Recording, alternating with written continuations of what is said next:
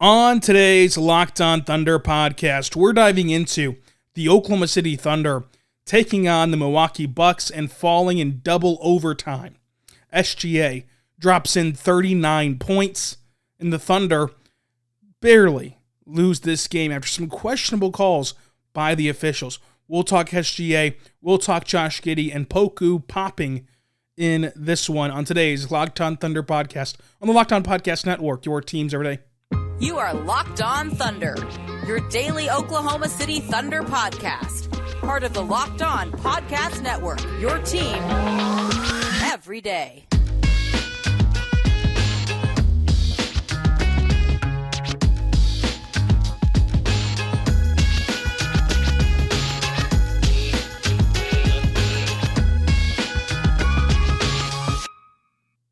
Let's get it going on the Locked On Thunder podcast on the Locked On Podcast Network, your teams every day. I'm your host, Rylan Stiles. You can follow me on Twitter at Rylan_Stiles. Follow the show on Twitter at LOThunderPod. On today's show, brought to you by LinkedIn, we're going to dive into the Oklahoma City Thunder losing this game in double overtime, despite SGA dropping 39 points in this one. The Thunder also got a huge game from Aleksej Pokusevski. Josh Giddey had a breakout performance, and this show is brought to you by LinkedIn. LinkedIn Jobs helps you find the qualified candidates you want to talk to faster. Post your job for free at linkedin.com/LockedOnNBA. Wow, what a game. It was a long day. I was in the Paycom Center last night for 13 hours.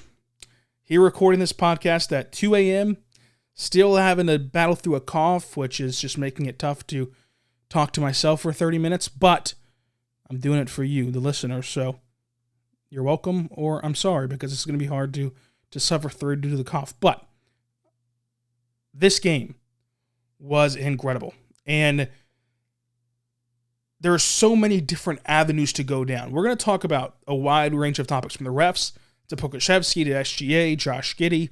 We're even going to talk about Mark Daigneault in this game as well. So let's start with the game overview the way we always do. So coming into this game, you just watched the Blue dominate the Warriors, and Ousmane Dieng looked incredible.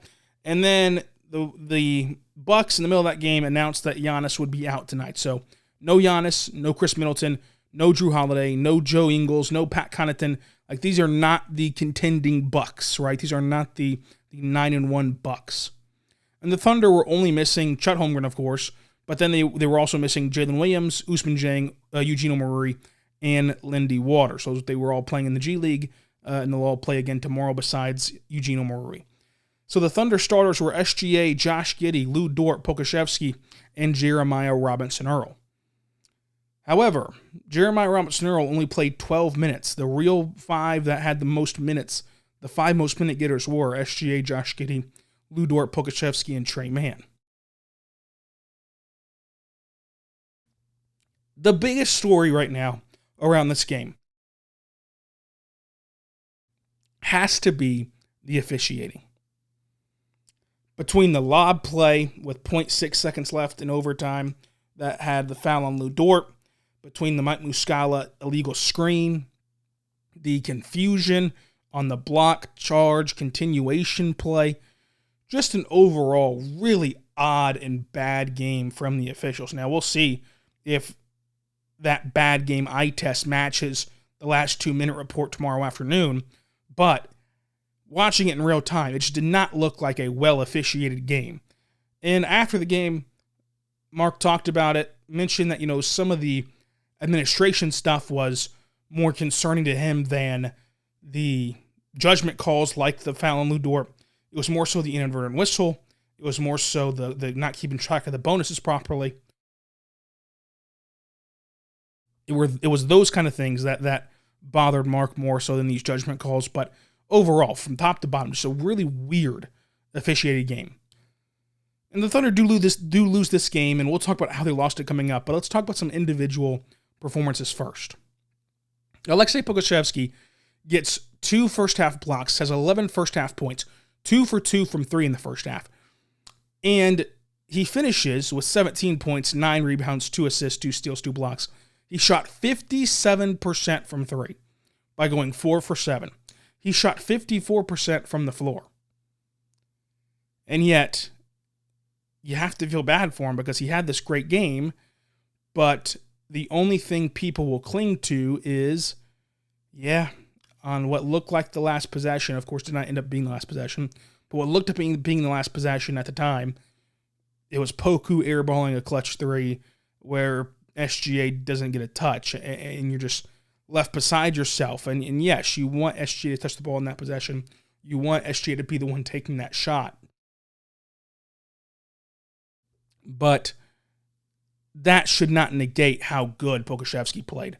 He was everywhere on the court tonight. He was really looking stellar, and this was Pokusevski's new role, new identity, as no longer this gimmick trying to be a unicorn type of player, but more so just a natural basketball player that's filling his role on the team. And sure, there's still mistakes, right? The last shot was not it was an ill-advised shot. There's still mistakes, but the pros are starting to outweigh the cons with Pokusevski, and that's a great thing to see, especially when you consider his starting point. So Poku played great today. Josh Giddey, from the second quarter on, if you just lop off that first quarter, Josh Giddey was phenomenal in this game. This game does not reach overtime nor double overtime without Josh Giddey. His unreal efforts to create and manufacture boards and save possessions down the stretch is what allowed the Thunder to get those second chance looks. It's saving the ball after a Lu Dort air ball. It's diving at the rim whenever there's 3 bucks surrounding the rim, getting the defensive rebound and poking the ball out back to the perimeter, slapping the ball back out to the perimeter. This is how good he was, folks.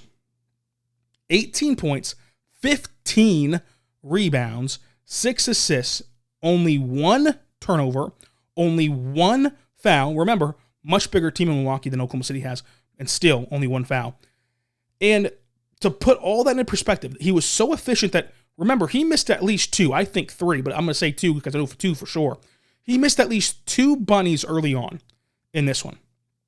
He went 0 for 4 from 3. And yet still, he shot 47% from the floor. That's how efficient he was. This was the Josh Giddey that you got used to seeing last year, that we had not seen a lot of this year, especially after the ankle injury. And folks, it's almost like you need to give these young guys time, these young guys the ability to grow, to get over the injury, right, the ankle injury, and get the rust off from it, but also just to find their groove. And so we'll see if he can turn this into another good game on Friday against the Raptors. But this was a fantastic game for Josh Giddey, and he quite literally saved the game in the fourth quarter to at least extend it, obviously, to the first overtime and second overtime, because without it, they lose in regulation. Coming up, though, let's talk SGA and the fact that he dropped 39 points and how phenomenal he is. I also want to talk about Mark. I think that Mark has shown you this season, but specifically in this game, the type of coach that he is going to be as this team continues to get better, as this team continues to try to win games, and as this team eventually fills out this roster to a contending status. Plus, we'll talk Trey Mann, Jalen Williams, Lu Dort, and how this game shaped up in favor of the Milwaukee Bucks. All that is still to come on today's Locked on Thunder podcast. But I do want to tell you right now about our good friends over at LinkedIn. Folks, LinkedIn is there for you. Go to linkedin.com/LockedOnNBA to post your job for free. Get the applicants you need for free by going to our good friends over at LinkedIn. What LinkedIn allows you to do is that with all these potential hires, you can really feel the high stakes wagering upon your small business. You want to be 100% certain that you have access to the best qualified candidates available for your job. That's why when you check out LinkedIn Jobs, you have those right people for you. You get them faster and for free by going to LinkedIn Jobs. Just make sure you put on the hashtag "we're hiring" frame on your LinkedIn profile to spread the word that you're hiring. And they give you so many tools that are simple to use, like screening questions, and they can easily focus in if your applicant has the right skills and experience for your job. It makes it easy for you. That's why small businesses rate LinkedIn Jobs #1 in delivering qualified hires versus leading competitors. LinkedIn Jobs helps you find the qualified candidates you want to talk to faster. Post your job for free at linkedin.com/LockedInNBA. That's linkedin.com/LockedInNBA. Post your job for free. Terms and conditions do apply. Check it out today. LinkedIn Jobs. LinkedIn.com/LockedOnNBA.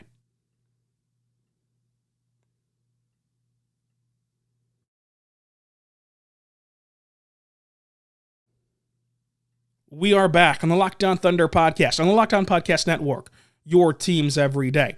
I am your host, Rylan Stiles. You can follow me on Twitter at Rylan_Stiles. Follow the show on Twitter at LOThunderPod. Email the show, LOThunderPod@gmail.com. On today's show, brought to you by LinkedIn, we are talking about this epic 2-overtime game. I want to thank you right now for making Locked On Thunder your first listen every single morning, every single day. We're here for you talking Thunder basketball, and after every single game, we're also doing that. For your second listen, check out the Locked On Today podcast, Locked On Sports Today. It is incredible because it gives you the games that matter most, the biggest stories in all of sports. You go beyond the box score and behind the scenes with our good friends over at the Locked On Sports Today podcast. So check them out today wherever you get your podcast from. Let's continue this game and let's talk about SGA. He made some excellent passes in this game that are going to get overshadowed because he only had a couple of assists, but he made some excellent passes, including one where he just threaded the needle to a wide open JRE under the basket for an easy layup.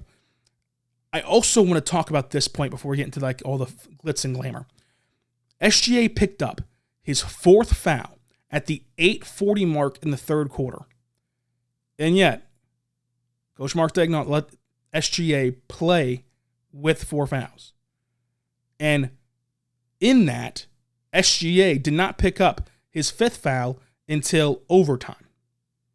So that trust was rewarded for Mark and SGA in letting you play through it, letting you play with the fact that you have 4 fouls. And Mark touched on this before the game, talking about how there's 2 areas that he thinks after watching this team for 10 games, and he said before that 10 games is kind of the data point he uses. Each 10-game intervals is where they start to reflect on what just happened.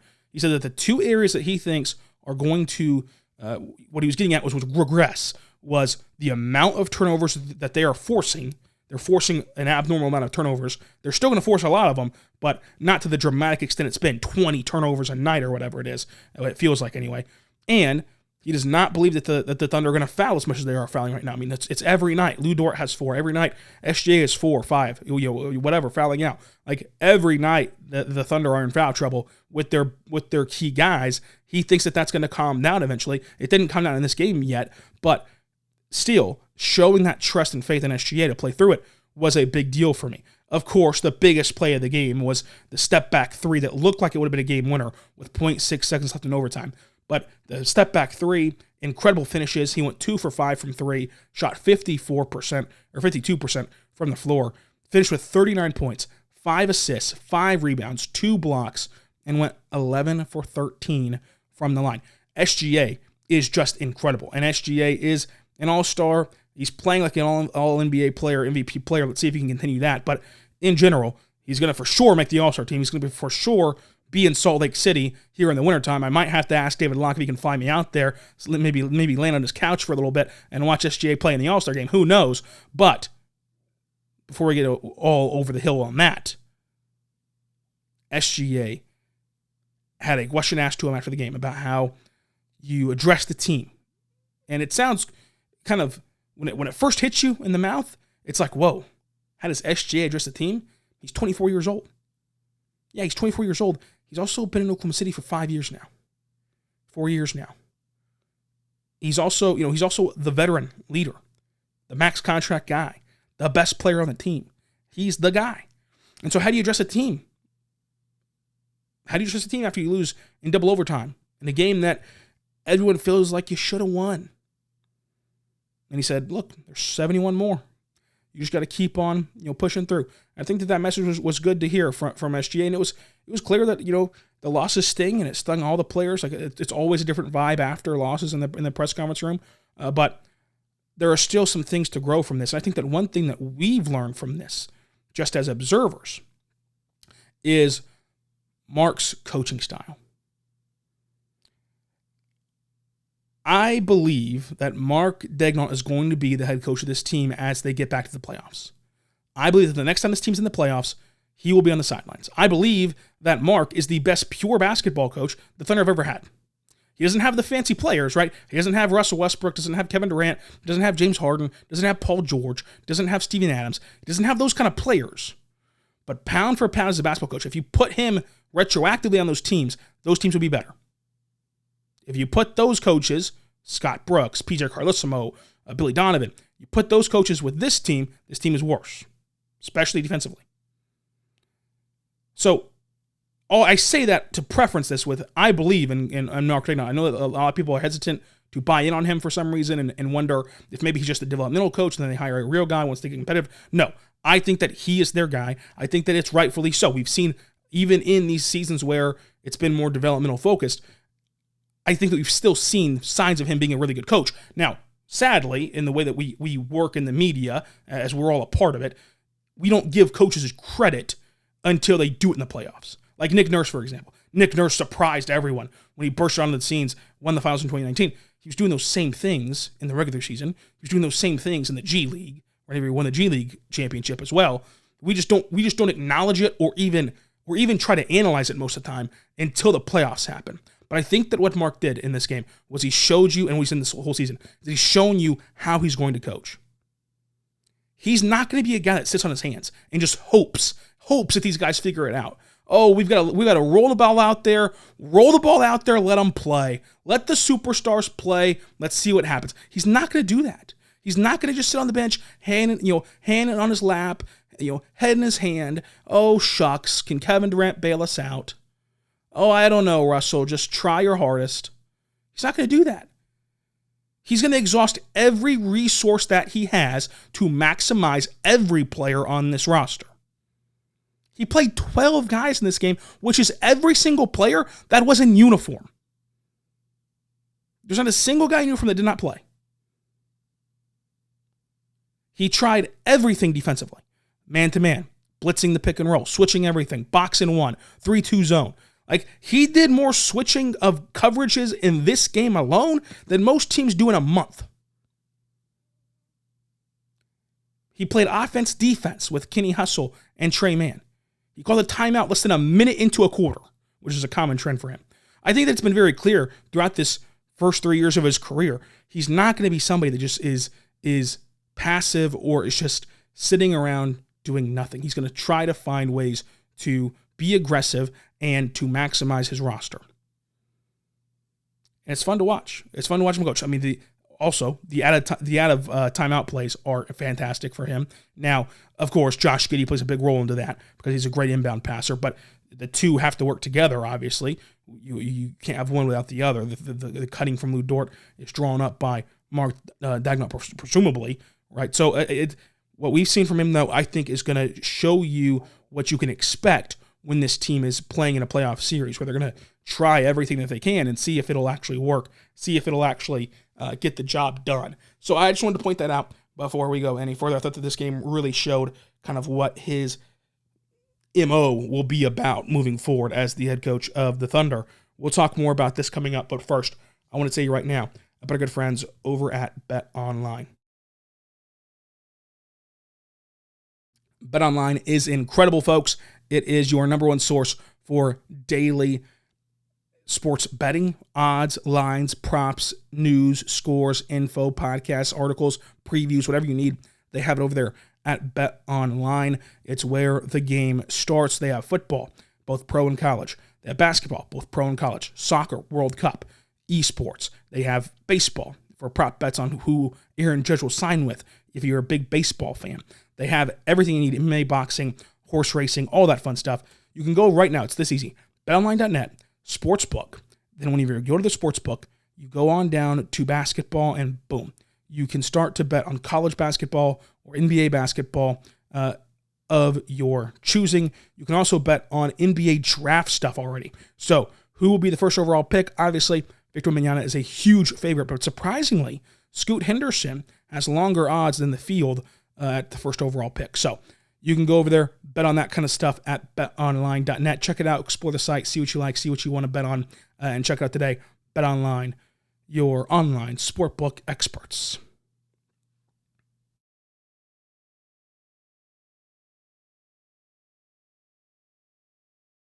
We are back on the Locked On Thunder podcast, on the Locked On Podcast Network, your teams every day. I'm your host, media member, and editor-in-chief over at thunderousintentions.com, Rylan Stiles. You can follow me on Twitter at Rylan_Stiles. Follow the show on Twitter at LOThunderPod. Email the show, LOThunderPod@gmail.com. On today's show, brought to you by LinkedIn, we're diving into the Oklahoma City Thunder falling in double overtime till the Milwaukee Bucks in what was a surprisingly weird game from the refs to Javon Carter just going off and playing better than he's played his entire career, it feels like. Obviously, hit a career high, but even going back to his West Virginia days, it did not seem like he was this kind of offensive threat in most of these games. But Tre Mann really got going tonight. Back-to-back threes to end the third quarter to grow the Thunder lead, which they eventually, of course, lost in the fourth. But great job at the end of the third. Then he hit the three that would have put OKC within one, with 12 seconds left in the second overtime, which was wiped away by that Mike Muscala illegal screen. That screen being called, illegal screen being called there, was so huge because if you let that Tre Mann triple stand, the Thunder are now within one. There's 12 seconds left. The Thunder can, of course, at that point foul, put them on the line, and even if they make both free throws, they can still tie the game up in the one shot. So, obviously, Tre Mann couldn't impact or foresee Mike Muscala getting called for the illegal screen. Still, he shot 50% from the floor and 5 for 9 from 3. 6 rebounds and assists, 2 steals, 21 points. Really stepped up in quite a big way in this game. I want to talk about also Jalen Williams. Had a posterizing dunks, created extra possessions in this game for the Thunder. 9 points, 5 rebounds, 5 assists, 2 blocks, 1 for 2 from 3. And yes, the last individual performance before we get into this entire game, Lu Dort. Airballed threes late in this game, shot 35% from the floor, 33% from 3, 7 rebounds, 3 assists, 4 steals, 12 points. And there's nothing you can say. There's nothing you can proclaim. There's nothing you can have a take about. You just kind of feel bad for the guy. He's in a brutal cold slump. I don't think that this is the player that he is. I don't think that he signs the contract and magically forgets how to play basketball, magically forgets how to score, magically forgets how to shoot a three. I just don't think that this is who he is. It's who he's been for 10 games. That's true. But what if, right? What if we take a step back, we eliminate these 10 games, and we take the Raptors game as game 1 of his season? What if we do that? And we'll see where it goes from there. I just refuse to believe that Lu Dort is this bad. He's still playing good defense, that's obvious. But it's just tough to watch because you don't know what to say. I can't tell you what's exactly wrong with him. He's taking good shots. He has wide open looks. They don't go down. He's still playing good defense. He's actually improved as a rim decision maker. Of course, he still has some faux pas, but it's improved from where it was. Just the 3-point shots aren't falling right now, and I don't know how to fix that. I'm not Chip England. So how did the Thunder end up in this scenario? There's 15 lead changes. 18 times this game was tied. The Thunder fall 136 to 132. The Bucks won the rebounding battle by only 1 rebound. The Thunder were fighting their guts out all night on the glass. They were tipping balls out to the perimeter, trying to make things long rebounds, coming in late, swooping in for a rebound whenever the Bucks kind of relaxed a bit, thinking that they had it all to themselves on a clear-out rebound. The Bucks had 3 more turnovers than OKC, so another game in which the Thunder won the turnover battle. The Thunder shot 45% from the floor, and the Thunder shot 40% from 3. You actually got a good 3-point shooting night from the Thunder. but the Bucks shot 47% from the floor and from three as well. The Thunder won the points in the paint by 10 points in the paint. They won second chance points 17-12, and they won fast break points 14-7. But it was Jevon Carter who had 36 points and was just making some ridiculous stuff. Like, Jevon Carter, whatever he ate, drank, wore, whatever, to this game, during this game, and after this game, he needs to repeat that process each and every game. Because the shots he was making were just, if you're playing 2K, it'd pop up, excellent release, 100% smother. And you just throw your hands up and go, out. What can I do, Ronnie? What can I do, Ronnie 2K? I mean, I'm playing great defense here. Great stuff from Jevon Carter. You got to tip your cap to him. The Bucks had 6 players in double figures. The Thunder had 5. MVP of this game, of course, SGA, but Josh Giddey and Poku both deserve some recognition there as well. So on tomorrow's show, which will be out later today, we'll talk a mailbag podcast. We're going to recap that blue game I talked about earlier in the podcast. We're going to recap that blue game, then answer your questions on the Locked On Thunder podcast. Friday, we'll talk college basketball and the NBA draft coming up as well. So until then, be good and be good to one another.